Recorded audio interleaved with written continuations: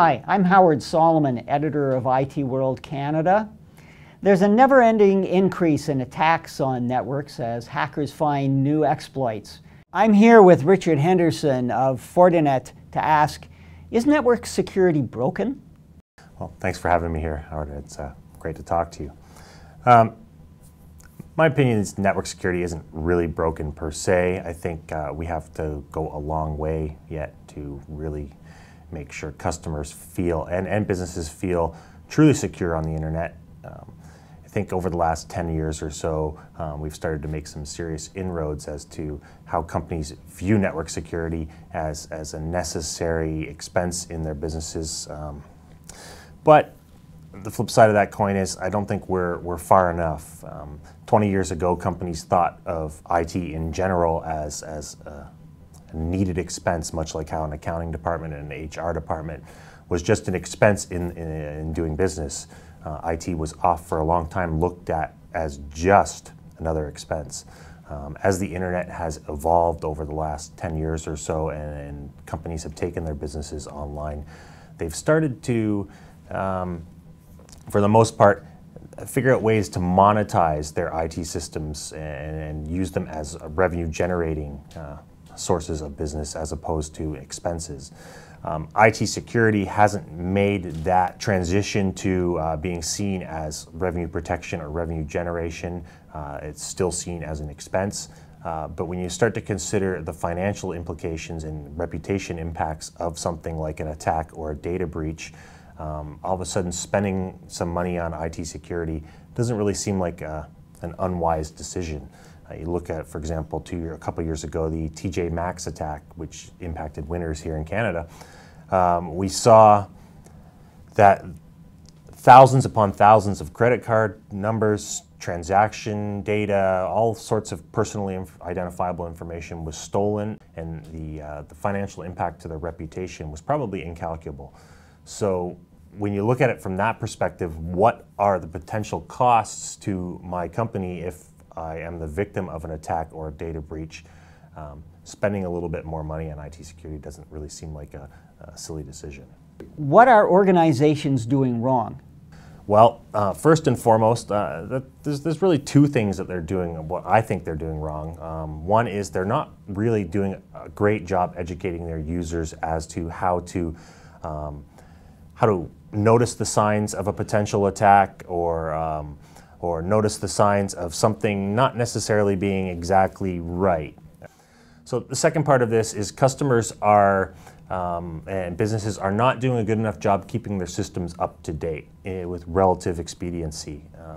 We often find companies aren't patching their machines to the latest security patches, sometimes weeks, if not months after a Patch Tuesday has occurred or a hot Java updates come out or there's a new PDF exploit that's being actively exploited in the wild in vulnerability kits or exploit kits by cyber criminals. They're not doing a very good job in deploying these patches to their desktop systems and their server infrastructure with any sort of relative urgency.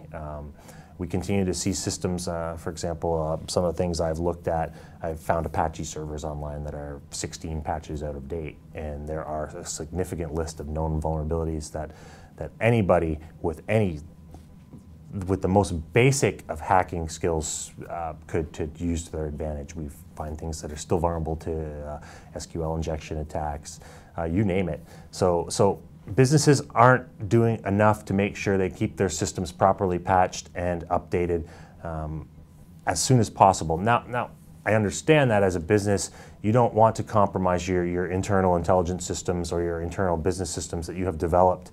Downtime is not acceptable. But what's the financial impact of an attack? Delaying a patch for months while you wait for somebody in QA to determine that this isn't going to affect our internal systems probably isn't good enough anymore, especially when attackers and cyber criminals have done very well in the last few years at rolling these exploits into their exploit kits with some relatively ferocious speed. One expert I've talked to has said organizations should spend more time on protecting data rather than protecting the network. What do you think? Well, it's a really good point, and it's an interesting philosophy that I think has some merit. At the very least, they're paying some heed to security in some fashion. Ultimately, data probably is the most valuable resource that a company has, and make sure your data is secure and it is safe from exfiltration from your network, and that it's properly encrypted, especially things like credit card information, transaction data. But it really isn't enough.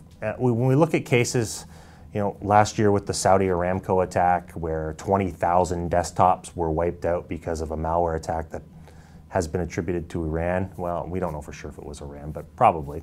The South Korea attacks as recently as last week and a few months ago, the wiper attacks that hit there.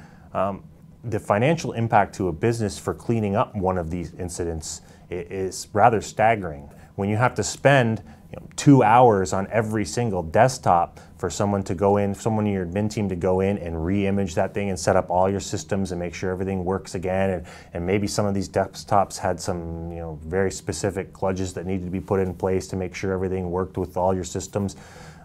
You're talking about probably thousands of dollars per user to be able to get things back up and running. And then on top of that, there's the business continuity that you've lost because your employees can't work. So they need to expand just thinking about data because all of these things do have an impact on the bottom line and keeping your business going. But if you're just going to focus on one thing, yes, data probably is a wise choice. Richard, thanks very much for this advice. Well, it was a pleasure. All of this begs the question, is your organization doing enough to protect itself? For IT World Canada, I'm Howard Solomon.